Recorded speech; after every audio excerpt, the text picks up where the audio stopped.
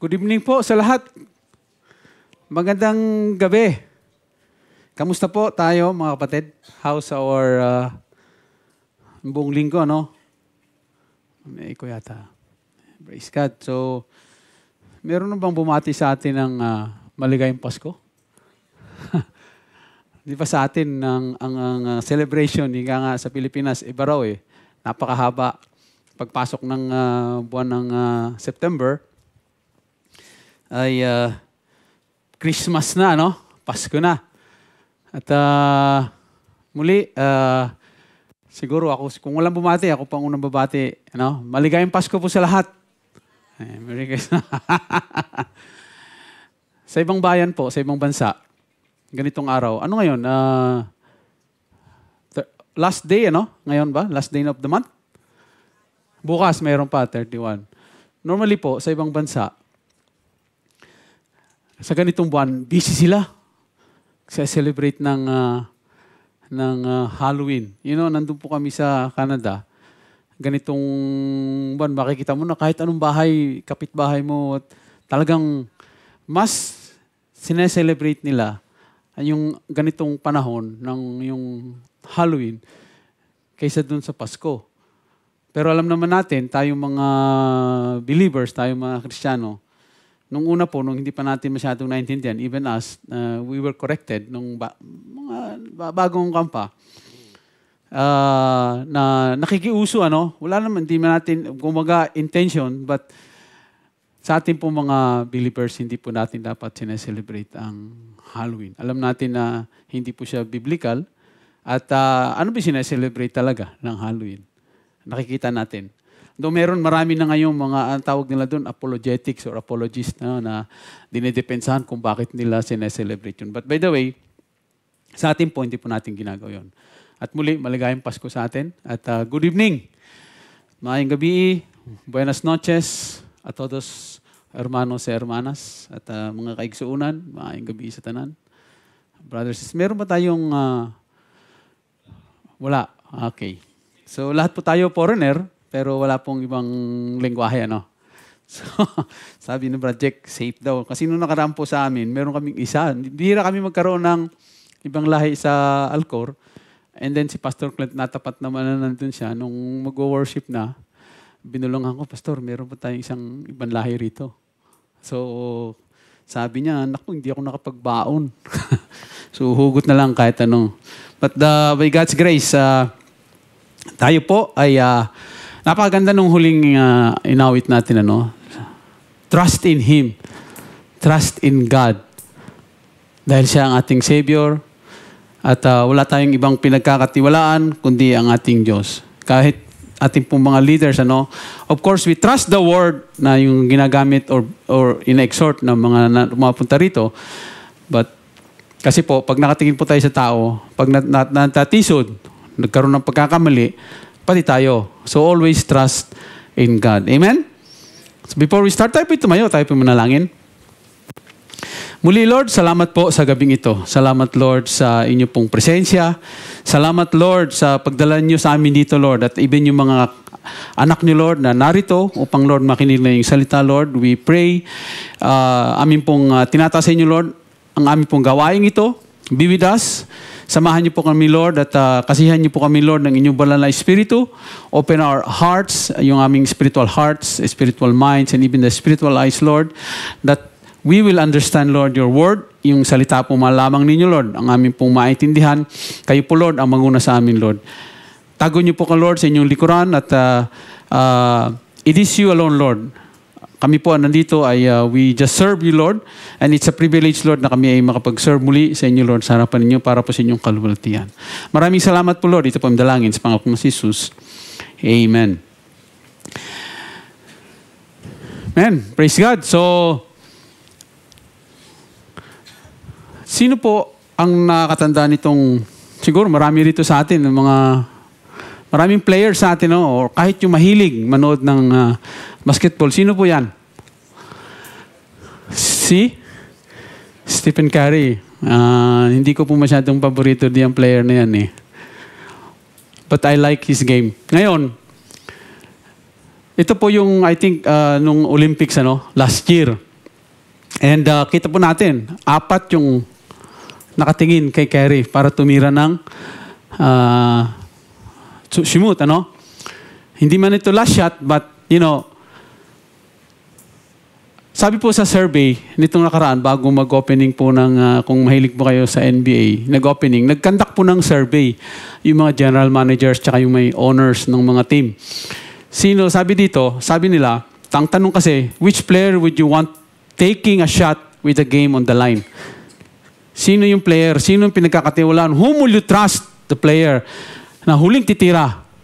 Kung ang game, like for example, tie score, 1 second, 2 seconds, siguro nung panahon namin, Michael Jordan. But this time, ang sabi ng mga, kung kilala niyo po si Michael Jordan, yung mga hindi umabot, mapapanood niyo po siya sa mga video sa YouTube. Now, ang survey, which player would you want taking a shot with the game on the line?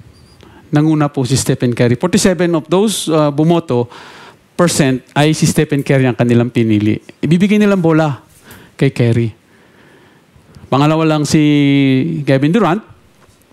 Then yung si Tyrese ng Indiana at si Luka Doncic ng LA Lakers, 10%. At yung recently na nag-champion sila Shai Gilgeous Alexander ng Oklahoma City, 7%.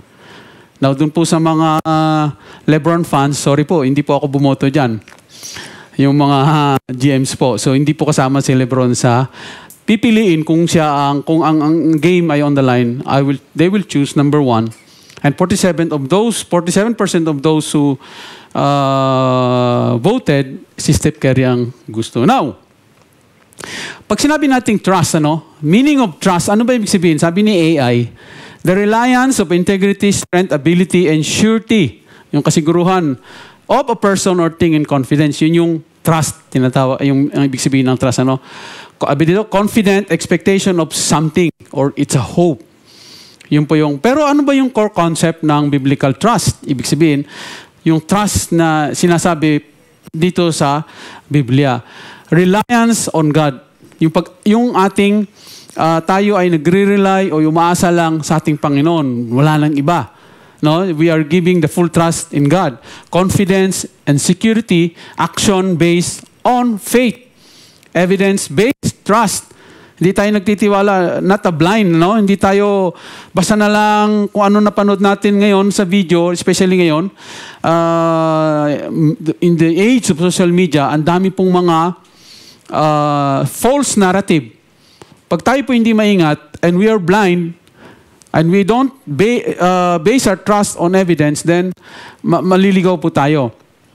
It's a matter of the heart. Yun yung core concept. Kaya ang topic po natin is trusting God. Sabi dun sa Book of John, chapter 11, verse 40. Sabi dito, Jesus said, did I not tell you that if you believe, you will see the glory of God. Remember po yung story na ito, nung si Lazarus po ay namatay. Nalungkot sila, even si Jesus Christ, diba?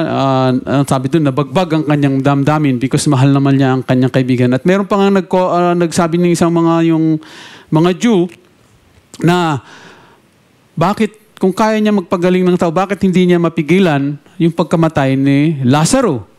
And then sabi niya doon, pumunta sila doon sa libingan, normally yungib yan or cave na may bato. Sabi ni Kristo, buksan niyo yung cave o yung alisin yung bato. Sabi ni Martha, yung kapatid ni Lazaro, sabi niya, Panginoon, ito po ay tapat na araw ng patay at mabaho na yan. Ano sabi ni Panginoon? Sabi niya rito, then Jesus said, did I tell you that if you believe, that's the keyword niya doon, if you believe, and you will see the glory of God. And you know what happened, right? Nabuhay si Lazaro. Ang point ng Panginoon, believe in me, magtiwala ka, trust me, then you will see the glory of God. And the glory of God was yung pagkabuhay ni Lazaro.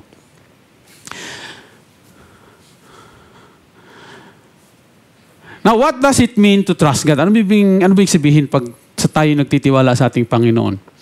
We believe He has everything under control. Lahat po ay control niya.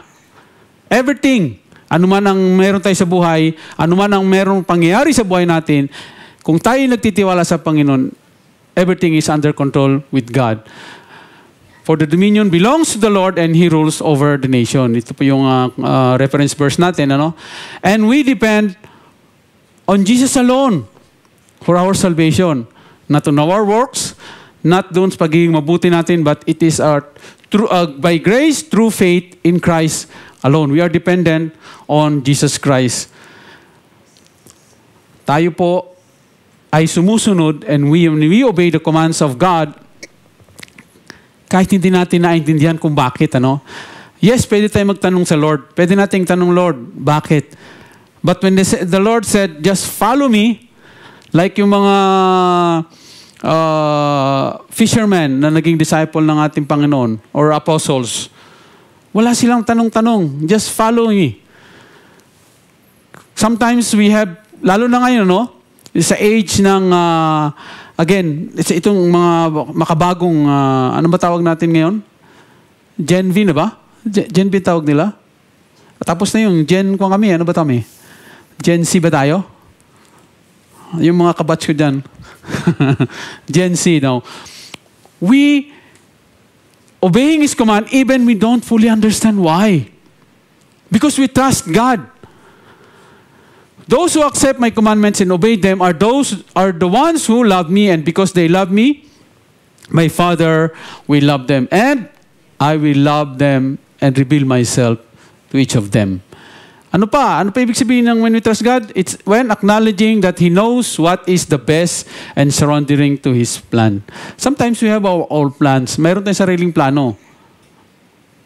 Di ba? Plano natin, gusto ko pag tumanda ako o paglaki ko, ang plano ko ganito. Gusto kong maging, when we went to, nung mag-migrate po kami sa Canada, ang plano ko is to get the citizenship at bumalik dito. Kasi, alam niyo po yung, siguro alam din ng karamihan, lalo na pag tayo dito mga OFW, na ang bayad po o ang sahod ng isang tao rito ay depende kung ano ang dala mong pasaporte. Di ba? Parang, pag ikaw ay, meron level Kung tayo ay Philippine passport, meron pang mas mababa sa atin. Definitely, yun ang ganun ang basihan ng... Now, ngayon, ang plano ko is to go there, get the passport, and come back here para magkaroon ng... but again, hindi po ang ultimate pag sinurrender natin sa ating Panginoon, ang ginawa ng Panginoon, binalik niya ko rito, pero wala akong passport na dala. Philippine passport pa rin. But I surrender everything, ang plan. Kasi yun yung plano ng tao. Minsan, ipin natin, ang plano mo pagtanda, pero hindi mo pinaplano pag namatay ka Walang taong nagpaplano na, gusto ko, ganitong taon mamatay na ako. Unless sasadyain niya, di ba? Pero hindi plano, walang taong nagpaplano ng... But, our God has already planned for us. Bago pa tayo ilabas, alam na niya kung kailan tayo mawawala sa mundong ito. Amen? Not is surrendering to His ultimate plan. We find peace and hope in God. That's why we trust Him. Next, rather than fear, we will have encourage and confidence. Pag meron tayong, o nagtitiwala tayo sa ating Panginoon, that's what it means when we trust in God. Now, may mga, trusting God is a big deal and issue to all Christian nowadays. Especially, sabi ko nga kanina, iba't ibang mga naratibo na rinig natin, iba't ibang mga belief, teachings. Kung hindi po tayo nakabase by evidence or hindi tayo nagbabasa ng Biblia, hindi natin alam ang totoo, then it will be an issue on trusting Him because iba-iba yung mga narinig natin. Kaya tayo lagi nakabase sa ating Bible. Kaya mahalaga po sa ating bawat isa na pinag-aaralan, nag-aaral tayo at binabasa natin ang Kanyang salita. Para hindi po tayo maligaw. Trusting God is not a laughing matter. We should know that it must be taken seriously. Hindi yung, I trust Him, pero in your mind, o sa kalahati ng isip natin, ng memory bank natin, you're doing something else. Ito nga, sabi nga to say that many of the Christians these days fail in this matter in trusting God. And what drives and keeps us to still trust God? Ano yung nagbibigay sa atin ng engganyo? It drives us.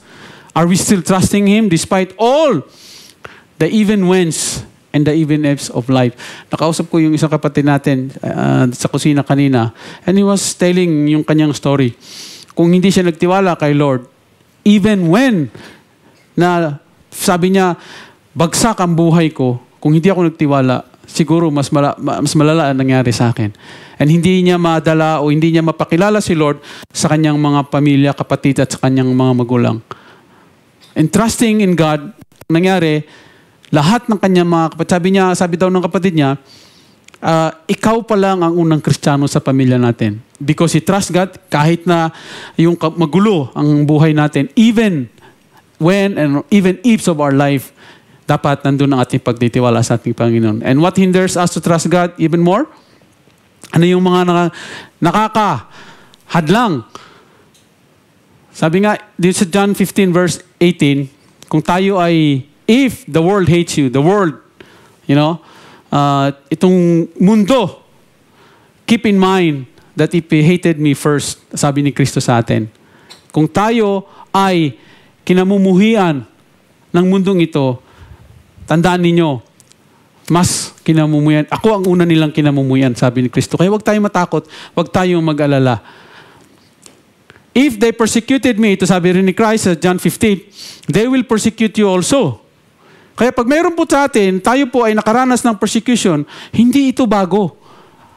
Nagbigay na ng warning ang ating Panginoon. Kaya nga sabi niya, be ready, in season or out of season. Kasi meron magpa-persecute sa atin. If they obey my teachings, they will obey you also. They will treat you this way because of my name, for they do not know the one who sent me. Kaya wag tayong panghinaan ng loob, wag tayong matakot, wag tayong ma-discourage, because nung tinanggap natin ang ating Panginoong Jesucristo bilang Diyos at Tagapagligtas, sinamahan niya na tayo ng kanyang comforter sa pamagitan ng banal na Espiritu. Now, the factors that affecting our trust in God. Trials, di ba? Pag mayroon tayong trials, yun yung mga nagiging dahilan kung bakit minsan nawawala tayo ng tiwala or nagiging naapektuhan yung ating pagtitiwala sa ating Panginoon. Pag mayroon tayong mga pagsubok, pag mayroon tayong doubts and fears, or minsan naman pag tayo sobra ang ating confidence sa sarili. Be confident, but pag overconfident ka na at hindi ka na umaasa or nagtitiwala kay Lord, sarili na nating galing or lakas, then that affects our trust in God. Not desiring Him. Parang ang sabi, satisfied by worldly wealth na lang. Ang blessing po ay para sa lahat. Mananampalataya o hindi mananampalataya. Kaya minsan, di ba, minsan meron tayong sa atin, sa workplace natin, ako naman loyal, ako naman nagtitiwala kay Lord, bakit hindi ako nabibigyan ng chance? Bakit hindi ako nabibigyan ng pagkakataon? Ito naman, mga hindi naman to believers ni Christ Bakit silang, when yung desire mo ay puro worldly, at yung tiwala mo nawawala kay Lord, na yung lumihiwalay tayo kay Lord, yun ang maghihinder o yun yung will be factors that affects our trust in God. Pride. Marami pa tayo nito. Unti-unti tayong nililinis ng Panginoon. Unti tayong we are transformed from glory to glory. Itong pride na ito, yung pinakamatandang kasalanan sa mundo, wants to understand and know His ways. Lahat ng bagay, gusto mo malaman, lalo especially pagdating sa ating Panginoon. Kasi parang minsan, gusto lang natin malaman to show somebody else, to show off people that I know the Word. You know the Word? But hindi natin kilala talaga si Kristo sa itong buhay. In reality, we just studied, nasa brain lang natin o nasa ating pag-iisip. And not depending on Him. Yan yung mga factors. Now, why it is worth to keep our trust in God? Bakit? Worth it, Compare trusting somebody else rather than God. Why it is worth it, trust natin sa ating Panginoon? One, because He knows better than we do. Mas marami alam, mas maalam ang ating Diyos kaysa sa atin.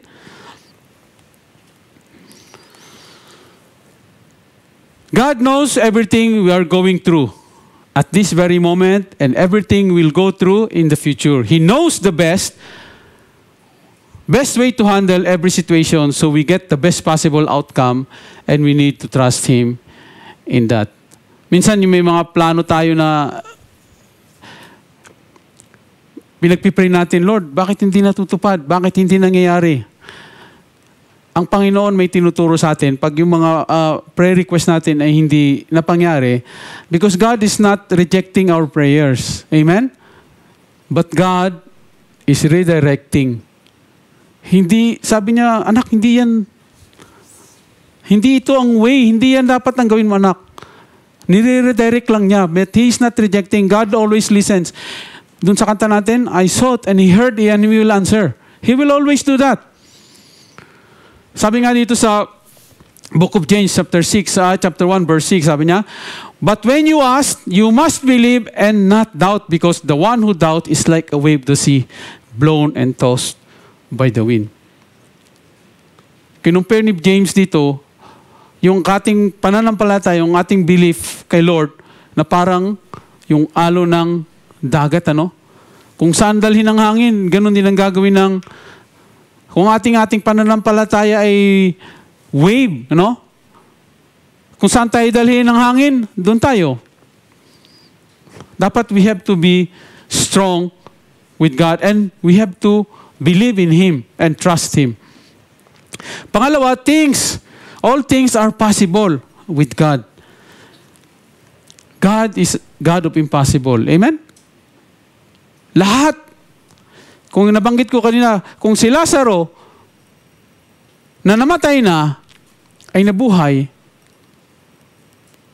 walang panalangin na hindi kayang ibigay sa atin ng Panginoon. Sabi ko nga kanina, God sometimes teaches us. May nangyari sa buhay natin, tayo nagkasakit, tayo nawala ng trabaho. Ang una nating nilalapitan o naisip na lapitan, si kaibigan, si kapatid. Wala akong trabaho ngayon, wala akong kakainin. Baka hiram kaya ako, kapatid. Wala pong masamang manghiram, wala pong masamang mangutang. But first, seek God. At ituturo ni Lord kung kanino ka lalapit para manghiram. Ituturo ni Lord because God will use people. He will use instrument. Meron po sa aming isang kapatid na actually nag-work na siya dito ngayon sa industrial from Alcor, but yung gustong-gusto niya na umattend ng prayer meeting ng Monday doon. Sabi naman namin, meron dito, but yung puso niya hindi natin mapigilan yung tao, no? But naisip niya, sabi niya, wala na akong, at that week, wala siyang pamasahe. Wala nang fare. So nag-isip siya kung kanino. But alam mo, nung naisip niya yon, agad-agad nag-turn yung kanyang thoughts. Bakit ako lalapit agad? Ako lalapit kay Lord. Nanalangin siya, Lord. Sa inyo ko itataas ang aking pong problema. And you know what happened, mga kapatid? Out of nowhere, hindi niya alam kung bakit nagbigay ng bonus yung company nila. Minigyan sila ng monetary bonus. At ganun, kumilos ang ating Panginoon. Ganun siya sumagot. Instant, redirection, or wait, sabi niya. Sabi rito, He knows the desires of our heart. If you trust in Him with the things that you want most, He will take care of it. He knows what is best for your life. If you feel like your goals are hard to achieve or even impossible, again, mag-isipan po natin. Jesus isn't saying that we can accomplish anything we want if we have enough faith. This isn't an endorsement of word of faith teachings. True faith doesn't presume God that will do what we want, but God can do what He wants.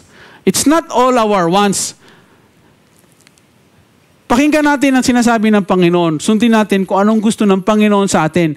Hindi yung gusto lang natin. Kaya nga sinasabi ko, redirect ang ginagawa ng Panginoon, hindi reject. Because this is God wants us to do. It's not your want, but it is always God's want. If you can, Jesus, sabi ni Panginoon, everything is possible for one who believes. Because I am a God of impossibles. Lahat kayang gawin ng Panginoon. Sa atin, meron pong mga imposibleng kaisipan, but sa ating Panginoon, wala pong imposible sa Kanya.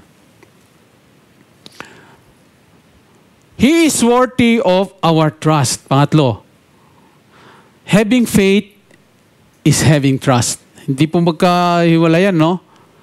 Kung meron tayong pananampalataya sa ating Panginoon, then meron din tayong tiwala sa ating Panginoon. You have to trust with your entire being that God has your back, that He will help you and take care of you. He knows what is best, but to truly embrace what He has planned for you, you have to fully trust in Him. Sabi dito sa Proverbs, trust in the Lord with all your heart and lean not on your own understanding. Hindi lang natin ito memorize. Dapat isa puso natin itong salita ng ating Panginoon. In all your ways, submit to Him. And He will make your path straight. Hindi lang natin ito i-recite, but intindihin natin by heart. Humans can make their own plans. But ultimately, God is sovereign and directs the outcome of our steps and action. Human plans are secondary to God's will. We always surrender to God's sovereign will, sovereign plan, ultimate plan ng ating Panginoon. Yes, we have goals, we have our plans, but ultimately, we have to align ourselves. I-align natin yung ating will, supposedly yung will ng Panginoon, kung anong will ng Panginoon, we have to align with the Lord. Now, mayroong mga tanong, yung sinasabi na yung will ng Panginoon ay through prayers na influence natin. No. We cannot influence the will of the Lord. Kasi ang Panginoon lang nakakalam talaga nun. But because of God's mercy, kung halimbawa tayo nagkasakit ngayon, tayo ay may karamdaman na maluha, ay panalangin natin kay Lord, Lord, pagalingin niyo ako. Pero sabi ng Panginoon, maaring hindi kita pagalingin pero may tuturo ko sa iyo. Pagagaling kita kasi mayroon din akong ituturo sa iyo. Ultimately, it's always God's sovereign will. Yun po yung that's why it's worthy of our trust. At yung pangapat, He knows what He is doing. Tayo minsan, mga tao, minsan hindi na natin alam kung anong ginagawa natin. And sometimes we think, pag meron tayong nagawang bagay na maganda, or na-actionan natin na maganda, we always think, instinct ko yun Yun po yung alam ko But if we are true believers, hindi natin kukunin yung credit It is always because God gave me the wisdom to do this. God gave me kung paano ko gagawin ito. Lahat ito, glory to God, at nabigyan niya ako ng pagkakataon to do these things in a right way. He knows what He is doing. Akala lang natin na alam natin lahat. God knows exactly what He wants for your life. He has the purpose for you and everything has planned out.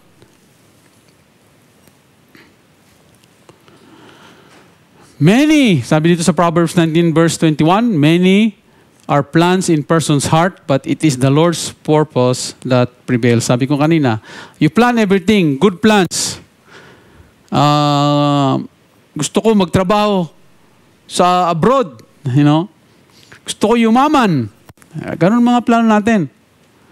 Pero ang plano ng Panginoon, minsan, nasi-shorten ang ating plano because that was not the plan of God.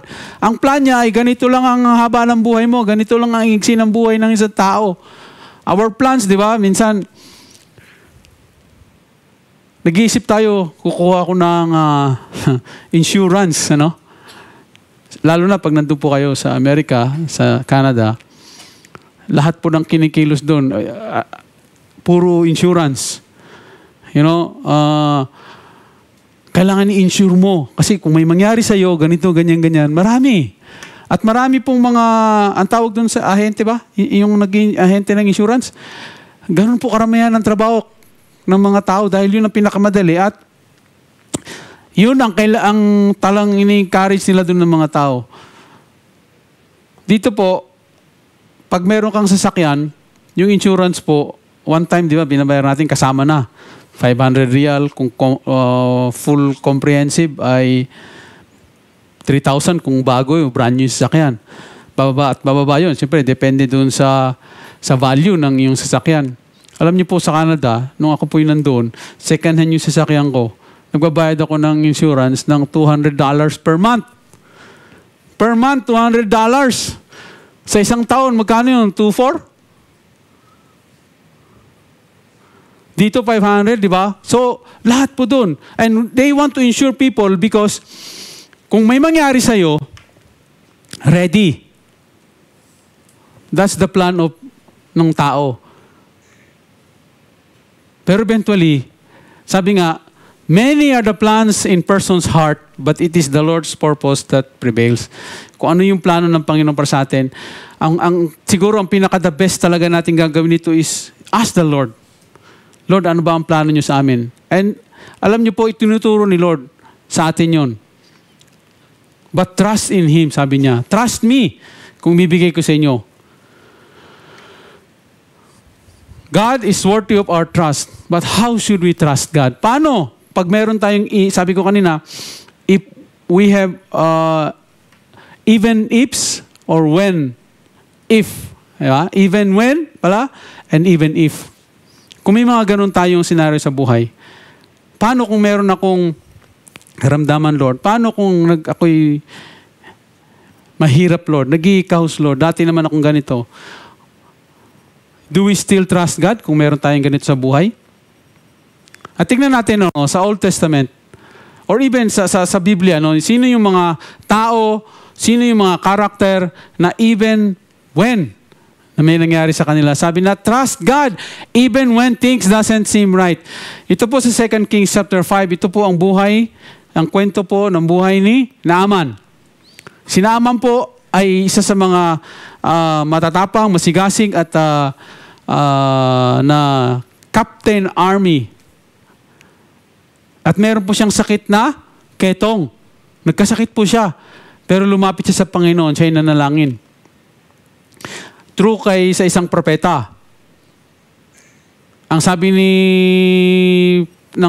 ng Panginoon kay propeta at si propeta sinabihan si Naaman, ikaw ay pumunta sa ilog, Jordan, at maglublob ka, I think Jordan.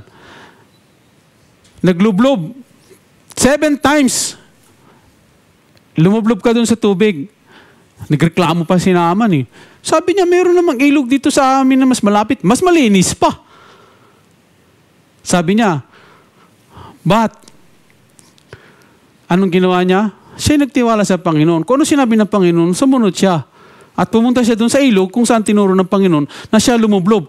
Pwede naman siya lumublob ng 1 beses. Bakit ang sabi ng Panginoon 7 beses? Sabi niya, just believe me. Di ba doon sa kay Martha? Kung ano ang inutos, when you obey God, when you obey His command, without questioning, why? No need to ask for whys sa ating Panginoon. Pag sinabi ng Panginoon. Si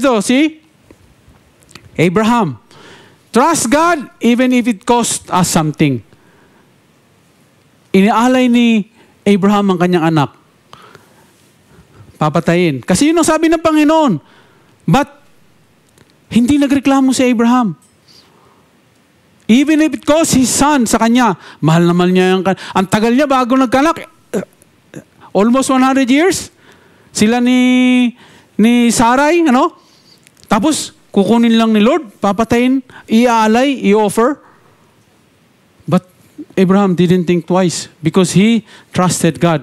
Kahit na, even if it cost yung mawala ang kanyang anak sa buhay niya. Trust God even when we still don't see the results and blessings. Sa book of Daniel, ano pangalan nito? Abednego, Shadrach at si Meshach.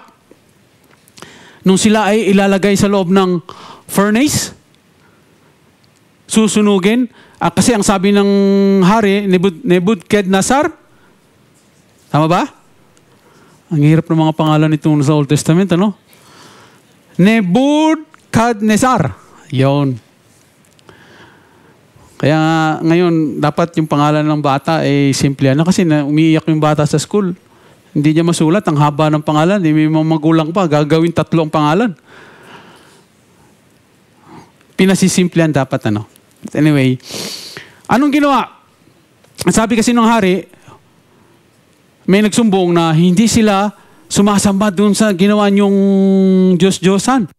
They are not worshiping. Nagalit ang hari. Sige, ilagay niyo, isunugin yan sa loob ng pugon. Sabi na, nag-warning yung hari, kung hindi ka mag-worship, ikaw ba ay save? O sasalba ka ba ng inyong Panginoon, ng inyong Diyos? And sabi ni Daniel, sabi nung sa itong mga ito, we will trust God. If He will save us, kung kami ililigtas, sabi niya parang, praise God. Pero kung hindi po kami aalisin ng aming Panginoon, still we will not worship your God. Yun ang sabi nila. Ang sabi ni Nangari, pasok sa loob. Sa sobrang init, pati yung naglagay sa kanila, inabot, di ba, nasunog, namatay din. Pero nagtaka yung hari, dahil hindi sila nasusunog sa loob. Yung 3, nakita niya naging 4 pa. Alam naman natin kung sino yung pang-4 na doon sa loob. At nung lumabas sila, kasi normally pag sinusunog, tinatanggal yung damit di ba? Pag cremate, dapat tanggalin yun Wala dapat suot. Dito, hindi nila pinatanggal. Hindi ko alam kung bakit hindi pinatanggal, pero normally tinatanggal yon. Kasi lumabas sila, siguro pa yung nakita ng Panginoon na paglabas nila, walang sunog yung kanilang mga damit. Ganon sila nagtiwala sa ating Panginoon. They trust God even when we still don't see the results. Hindi pa nila nakikita ang result or blessings. Kasi parang ang sinasabi ng Panginoon, kailan kayo magtitiwala? To see is to believe. Naniniwala lang kayo pag may nakita kayo o natanggap kayo. Yung pang-4, trust God even if it is questionable. Yung parang, pinapagawa ni Lord, ano ba ito? Hindi ko maintindihan kung ano ito pinapagawa niya Ito po yung si Jesus Christ at kanyang mga apostle when they were doing yung nangingisda. Magdamag, wala silang nahuling isda. Ang sabi ng Panginoon sa isang apostol niya, ihulog mo dyan sa kanan. Sabi niyang nagreklamo, Lord, magdamag na kami rito. Lahat ng net, dinihulog namin, wala kami mahuli. Pero sabi niya, because Lord, you say so, then we will drop this net. And what happened? Ang dami nilang nahuling isda. Nagkabitak-bitak yung net sa sobrang dami at sa bigat ng isda. Trust God even if it is questionable. Minsan may mga question tayo sa buhay. We can ask questions to God. Hindi po masama ang magtanong kay Lord. But still, wag nating alisin ang ating tiwala at pananampalataya sa ating Panginoon. Mga kapatid, sino po ang bumabiyahe rito sakay sa bus or tren? Almost all ba may sariling sasakyan? May public transport. Yung aking pong anak ay pag pumapasok sa school, ay public transport. Sasakay ng bus, mag-Uber muna, sakay ng bus, sakay ng tren, tapos punta ng school. Tayo po, normally sa atin po, yung mga pasahero, di ba? We sit down in the bus. Pagdating, gusto mo, pikit tulog agad, Even yung sa amin pagpasok sa planta namin. Bakit ka na pumipikit? Of course, inaantok, But, gusto mo mag-relax. And you trust the driver. Nagtitiwala ka sa driver na dadaling ka dun sa destination mo Amen? Pag sumakay tayo pauwi sa atin, uwi ng Pilipinas, sakay na aeroplano, 8 hours or 9 hours. We still trust the pilot. Dadalhin tayo, ilalapag tayo ng ayos sa ating bayan, Sa amin po, kami po, pagka nasa taga Mindanao po ako, pag pupunta po kami ng Maynila noon, dati po, mahal po ang ticket ng aeroplano 10,000 yung nung unang panahon, mga basta mga, baka bilangin ng taon, ano. Barko po sinasakyan namin. From Zamboanga City to Manila, 2 nights and 3 days. 2 nights. Tutulog ka ng para kang 2 nights, ano? And we trust dun sa kapitan ng barko. Nadadalhin ka dun sa North Harbor, ba yan, sa Manila? We trust. Nagtitiwala tayo. Ang tanong, why don't we trust our God na siya ang ating creator? Why don't we trust God na siya ang nagbigay sa atin ng buhay na walang hanggan, ng kaligtasan? If we give our life, parang ibinibigay natin ang buhay natin dun sa mga driver, sa piloto, at dun sa kapitan ng barko. And why not trust our God? Ang aking pong misis, nagdadrive po, ay, of course, pag tayo po yung nagdadrive, we always trust to the Lord, ano? Ingatan tayo sa ating biyahe, sa pagdadrive. Malapit lang naman ang biyahe niya eh. Mula sa bahay hanggang dun sa school. Kasi natin niya rin yung mga bata. But minsan, nakalimutan niya pala. Doon yung trust niya na kay Lord, nakalimutan niya. Sabi niya sa akin kagabi, Daddy, i-renew ko na ba ang lisensya ko? Mag-expire na ng December. Sabi ko, i-renew mo na. Sabi niya, kahit October pa lang, renew mo na. Wala naman problema yun kasi bibilangin naman yung 5 years naman yun eh. Hindi, binigay niya sa akin. Sabi ko, Mami, ang lisensya mo, 2023 pa nag-expire. 2 years ka na nagmamaneho dito nang wala ka palang. But because, hindi ko pa sinasabi, wag yung trust nyo, pero hindi nyo gagawin yung pag-renew. Labag din po sa batas yun, ano? Sabi ko, ako, nakapag-drive ako sa Canada ng, I think 3 months na wala akong lisensya. Pero alam kong wala akong lisensya nun eh. Labag eh. Ingat na ingat ka. But because you put your full trust sa ating Panginoon, well, that was an honest mistake. Hindi naman niya talaga. Kasi tayo kasi sanay tayo magbasa ng date na nauna yung ano yung una? Month. Eh dito nauna yung year eh, sa lisensya, driver's license eh. Pero kailang 2023, ibig sabihin, year talaga yun eh. Siguro sabi ko 2 years. Kaya dali-dali kami kanina ng pag-renew, kailang sarado na kasi Webes ngayon, maaga sila nagsasara ang MOI. But na-renew naman na online. So yun, yung when you trust God, wala tayong isipin, ano? Yun yung sinasabi natin, we have to give the full trust sa ating Panginoon. I want you to, meron pa naman tayong time, gusto kong itanong ito sa atin, ano? Kung ang buhay ba natin, when our life is on the line, to whom would you trust or entrust it? Kanino may pagkakatiwala ang ating buhay? Sa kapitbahay? Sa kaibigan? Sa kapatid? Sa magulang? Sa asawa? I want you to, panoorin natin ito na sabay-sabay itong video na ito.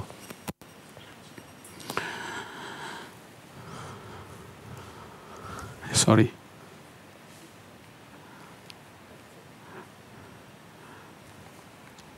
Second to the last yata yun, kapatid. It's about trusting, yung talagang ang pagtitiwala na sa ating Panginoon ay yes, hindi ito bed of roses, sabi nga, hindi madali ang maging ang buhay Kristiyano. Our faith, ang faith natin sa ating Panginoon ay maraming proseso pagdadaanan. Isa na yung pagtitiwala sa ating Panginoon.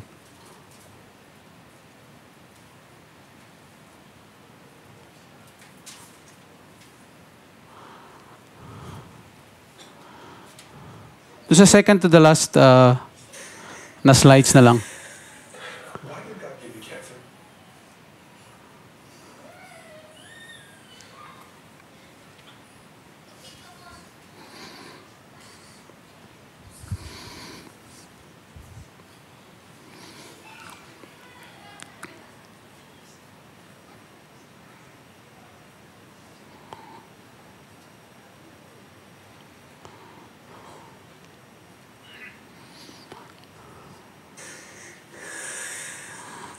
Why did God give you cancer? Because God allowed it, right? Because God is in control. Because he tells me. And why did He choose you?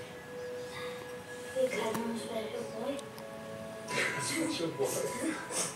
You are. You put through so much pain. Why did God say yes to that? Because he tells me to do it. And are you mad at God? At all? No. Why? Because I'm glad that he tells me and not one of like Maddie or Emma. Why? Because then they're gonna have to go through this. Okay, you don't want them to.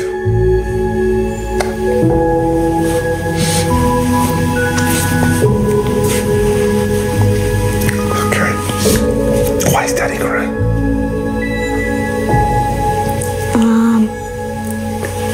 Because I have to go through this. Yeah. I wish I was going through it.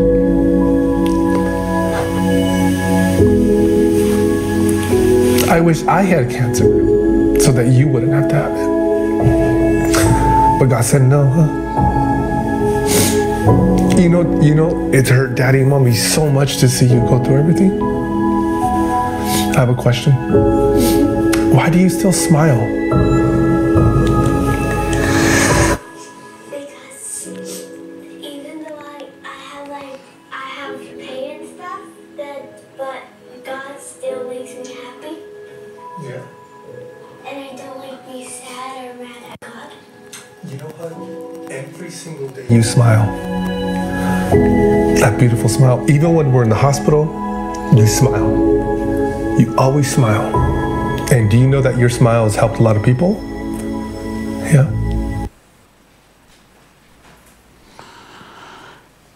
Even when and even ifs of lives. Kita natin yung buhay ng bata, no? Ganon, sabi nga, if we have a faith-like child, a childlike faith, ganun kalaki ang tiwala at pananampalataya sa Panginoon, He knows God is in control of everything. Hindi madali, ano? Hindi madali. Lalo na sa ating mga magulang pag nakaranas. Sa atin po, alam ko may nakaranas tayo ng mga ganitong kaganapan sa buhay ng bawat isa. But putting the full trust in the Lord.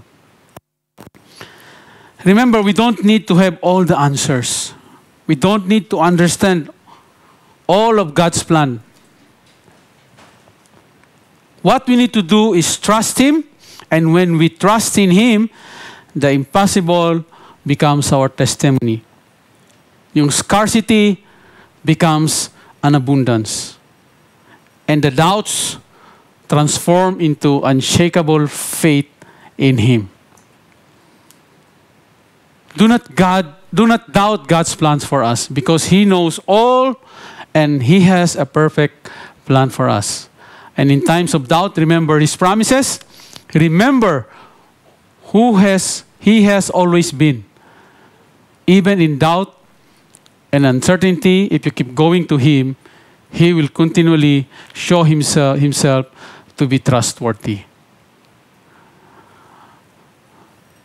Trusting Him at all cost. Trust in the Lord with all your heart and lean not on your own understanding. In all your ways, submit to Him and He will make your paths straight. Commit your way to the Lord and trust in Him, and when He'll do this. Because Jesus Christ is the same yesterday, today, and forever. Before we end, can I call our worship team? Pwede ba natin kantahin yung trusting in God? Let us pray. Lord, maraming salamat po, Lord, sa gabing ito. Salamat, Lord, sa pagkakataon, Lord, na kami dinala rito, Lord, nakarinig niyong salita. Lord, amin pong dinata sa inyo, Lord, dinadalangin, Lord. Tulungan niyo kami, Lord. Turuan niyo kami, Lord, ang aming puso na patuloy, Lord, not only trust in you, Lord, continually trust in you, Lord. Kasi, Lord, kayo lang ang aming Diyos. Tunay na Diyos. Diyos na nagpapagaling. Diyos na nagbibigay, Lord, ng buhay. You are our Creator, Perfecter of life. Alam po namin, Lord, hindi po namin, Lord, alam kung sino po, Lord, ang may mga pinagdadaanan sa buhay ngayon ng bawat isa ng inyong mga anak, Lord. But we entrust everything sa inyo, Lord. Ano man, Lord, ang kanila pong mga problema sa buhay, even, Lord, ito naman ay material, emotional, but most especially, Lord, spiritual. Lord, we lift to you, Lord. Pinagkakatiwala namin, Lord. We trust everything to you, Lord. Lahat ng amin pong mga hinaing sa buhay, Lord. Because you are a God who listens, who hears our prayers. May mga karamdaman, Lord, itinataas namin sa inyo, Lord. Pinagkakatiwala namin sa inyo, Lord, ang kagalingan ng aming pong mga kapatid, mga kaibigan, mga kamag-anak, Lord.